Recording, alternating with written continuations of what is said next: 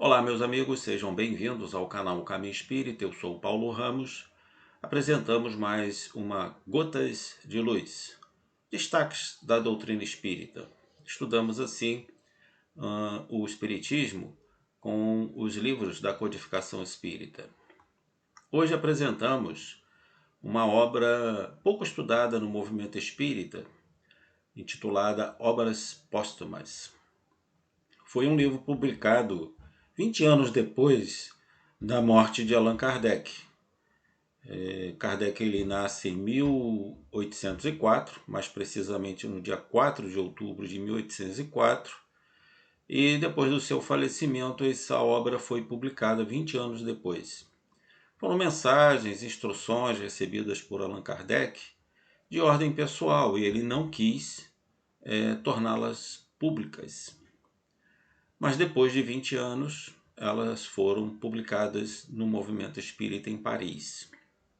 Ali está o nosso link da searaespírita.net.br, onde temos também outros destaques, gotas de luz, para que vocês possam estudar mais um pouco a doutrina espírita. Iniciando o nosso estudo, diz Allan Kardec: um adversário escreveu de certa feita em um jornal que o espiritismo é cheio de seduções. Ele não podia involuntariamente dirigir-lhe um elogio maior, ao mesmo tempo condenando-se de maneira mais peremptória. Continua Kardec. Dizer que uma coisa é sedutora é, na verdade, dizer que ela satisfaz. Ora, eis aqui o grande segredo da propagação do espiritismo. Por que não lhe opõe algo de mais sedutor para suplantá-lo? Pergunta Kardec. Se tal não se faz, é porque não se tem nada de melhor a oferecer. Por que ele agrada? Pergunta Kardec. É muito fácil explicar. Então Kardec aqui traz algumas explicações a respeito.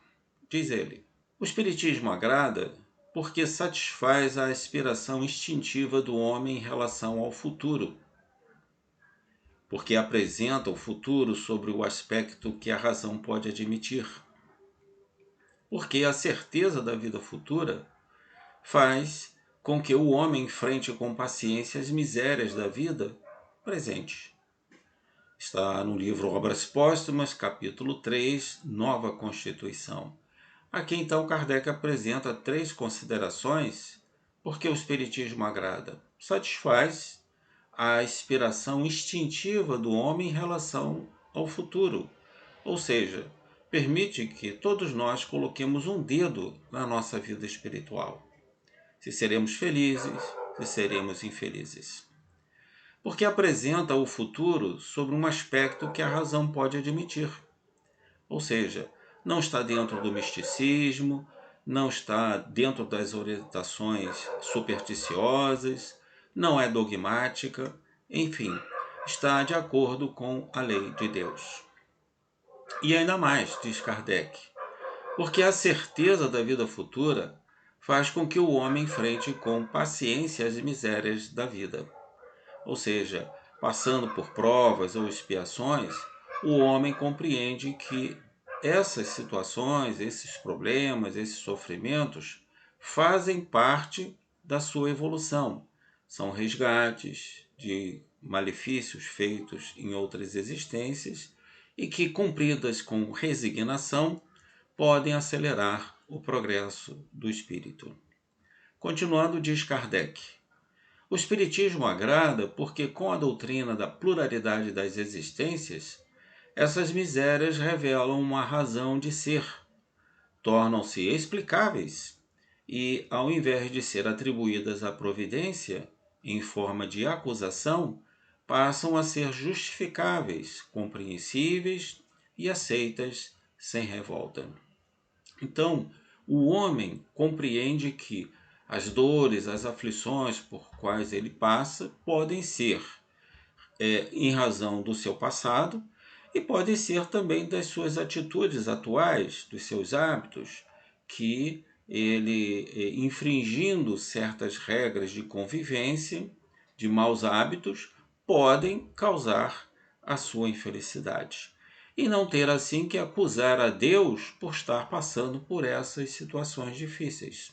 Não causam nenhuma revolta em torno das suas situações. Ele pode estar passando por provas, por expiações devido ao seu passado, ou as suas atitudes ainda, dos seus maus hábitos, podem estar causando as suas dores, os seus sofrimentos. Então, a pluralidade das existências vem trazer a explicação de todos esses fatos, de todas essas situações. Continua Allan Kardec em Obras Póstumas, no capítulo 3, Nova Constituição.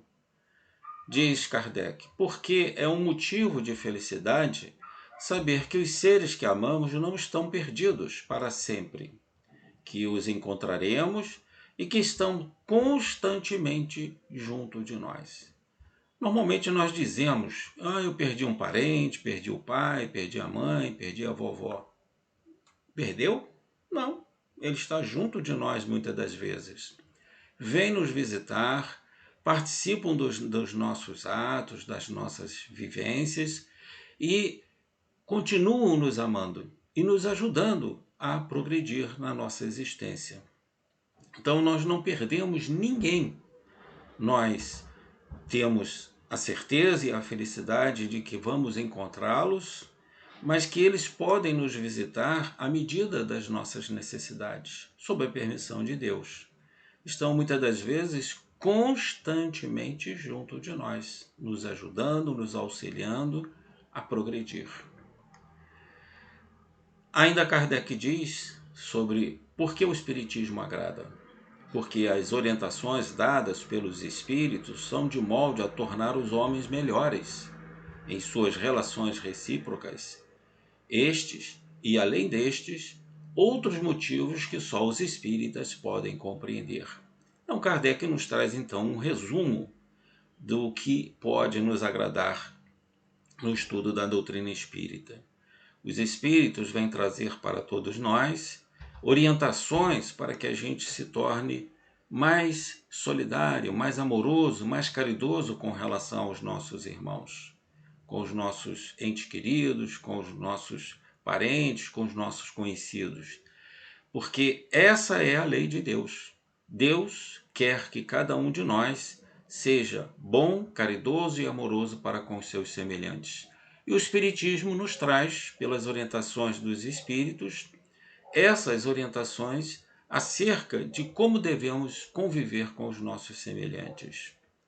Então, apresentamos aí em Obras Póstumas, capítulo 3, a nova Constituição, ou melhor, nova Constituição, as orientações que Kardec nos ofereceu e ainda muitas outras mais orientações que podem trazer esse agrado que o Espiritismo nos oferece no seu estudo. Uma nota de Herculano Pires, também neste livro, diz o seguinte: desde o tempo de Kardec até hoje, não cessam de surgir novos apóstolos que fundam ramificações do Espiritismo com base em suas opiniões e ambições pessoais. Trata-se de pessoas que, na verdade, não conhecem a doutrina e não estão à altura de compreender a obra de Kardec. Outras pretendem completar essas obras com enxertos e adendos impróprios ou ridículos. Tudo isso decorre do estado evolutivo ainda inferior da maioria da humanidade. E aqui o grifo é meu, diz ainda Herculano Pires.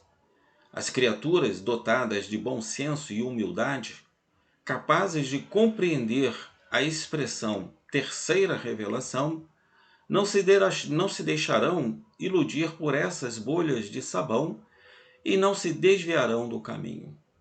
Nota de José Herculano Pires, no livro Obras Póstumas, publicada por Allan Kardec, publicada pela sua esposa Emile Boudet, trazendo essas orientações. E essa nota de Herculano Pires é bastante interessante, porque ao tempo de Kardec surgiu um sistema, entre outros, de ter o espiritismo sem os espíritos. Vamos estudar o espiritismo, mas não com os espíritos. Não existem espíritos.